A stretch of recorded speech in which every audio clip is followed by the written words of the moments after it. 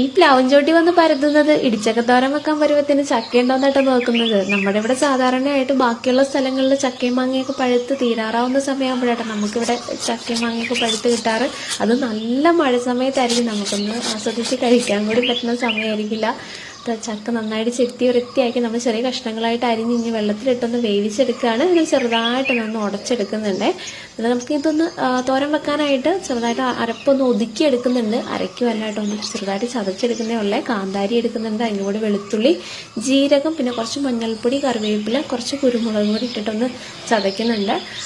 ഒന്ന് ചതച്ച് എടുത്ത് നമ്മളിത് കടുക് വറുത്ത് സവാളയൊക്കെ ഒന്ന് വഴറ്റിയെടുത്തു. എന്നിട്ട് നമ്മൾ അതിലോട്ട് ചക്കയും കൂടി ഇട്ട് കൊടുക്കുകയാണ്. ചക്ക വെന്ത് വല്ലാതായി കഴിഞ്ഞാൽ ഒരു ടേസ്റ്റ് കിട്ടില്ല. അങ്ങനെ അത് വിട്ട് നിൽക്കണം. ഈ പരിപ്പും കൂടി ഇട്ടൊന്ന് ഇളക്കി ഒന്ന് വേവിച്ചെടുക്കുക കേട്ടോ. ഇനിയൊന്ന് ആവി കയറി കഴിഞ്ഞാൽ തന്നെ അത് ചക്ക ആവും കേട്ടോ. അപ്പോൾ കഴിക്കാനായിട്ട് മാങ്ങക്കറി ഉണ്ട്, ചക്കത്തോരനൊക്കെ ഉണ്ട്.